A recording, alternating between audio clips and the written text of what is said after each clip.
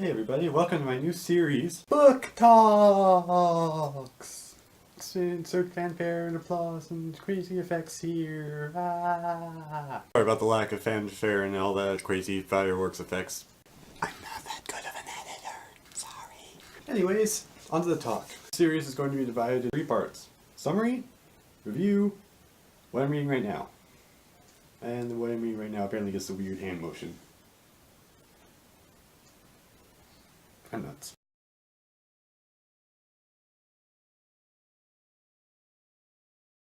So, The Bermudez Triangle by Maureen Johnson. It's a book about these 3 girls named Nina, Avery, and Mel, who is short for Melanie. And they've been best friends for as long as I can remember. And since Nina's last name is Bermudez, and since they form a triangle, they have this thing where they form a triangle of trust. They call it the Bermudez Triangle. We're clever enough.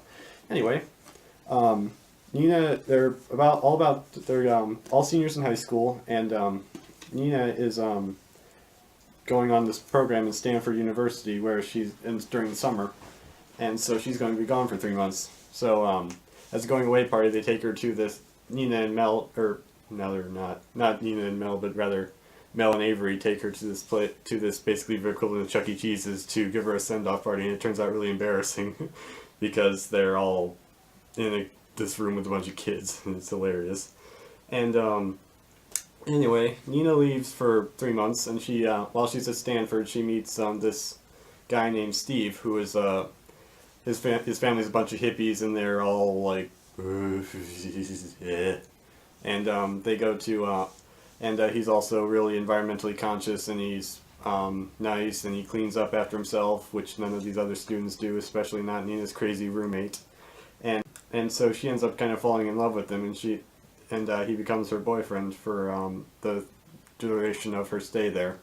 At the same time, back in her hometown, Mel and Avery are left for 3 months to do basically nothing, since their best friend isn't there anymore. And the thing is that at this time, Mel kind of realizes that she's a lesbian, and she also realizes that she's fallen in love with Avery. And at the same time as that, Avery is also doing a little bit of searching of herself, because she doesn't really know if she's a lesbian or not, or if she's bisexual, or if she's gay, or she doesn't know. She's not sure. She's trying to find out. And one night while they're just hanging out, they end up falling asleep in the same bed. They don't do anything, but when they wake up in the morning, as Avery's about to go downstairs for coffee, Mel just gathers up her courage and kisses Avery. And they eventually go in and become each other's girlfriend. And they don't tell anybody. They don't even reveal it to Nina when she gets back. And that leads to a lot of rumors that start happening, and just a lot of people getting scared for no reason. And Mel and Avery are rightly scared, because it's like homosexuality is like the big issue nowadays, and people are really afraid of it for no reason at all. And Mel and Avery, just their relationship gets strained, and their relationship with Nina gets strained, and Nina's relationship with Steve gets strained, and it's a wonderful, wonderful book. And yeah, so on to the review. Review time. Beautiful. Just beautiful. It's the characters are really, really rich, and there are really not that many male leads in the thing, which I like, because I honestly was kind of weird. I was just I've read Maureen's first book, The Key to the Golden Firebird, and it I just don't know. It makes me reconsider myself as a man, because I don't as a cis male, I mean, this sort of stuff, it would be considered chick flicks, and it's just not looked well upon. But I've come to like it, and people may laugh at me and point their fingers at me and say, "Ha ha, you're gay," or whatever, blah blah blah. I'm not. I know who I am. This is a good book. Read it. So, yeah, it's a good book, and male, female, guy, gay, straight, whatever. You read this You'll like it. It's a good book. And yeah, follow Maureen on Twitter, by the way, at Maureen Johnson. No caps, no spaces, nothing. And yeah, it's a good book. Very good book. A lot of beautiful metaphors, lots of rich characterization. The story is really well paced and yeah, just very vivid. It's wonderful. I really like it.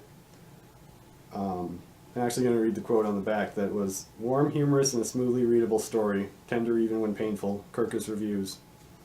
And yeah, that basically sums it up. It does get very painful at times, I will warn you. It throws a lot of feels your direction, but it's wonderful. And yeah, go read it. The Bermudez Triangle by Maureen Johnson. Wonderful.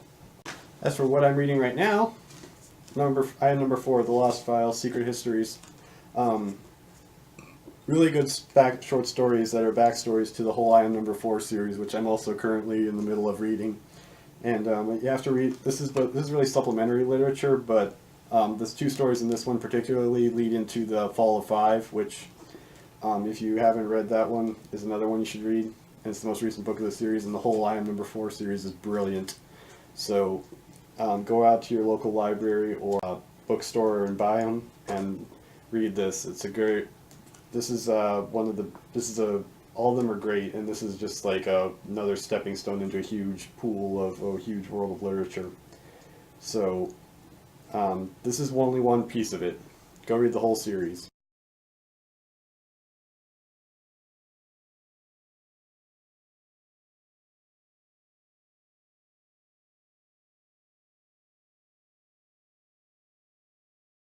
So, the Bermudez Triangle.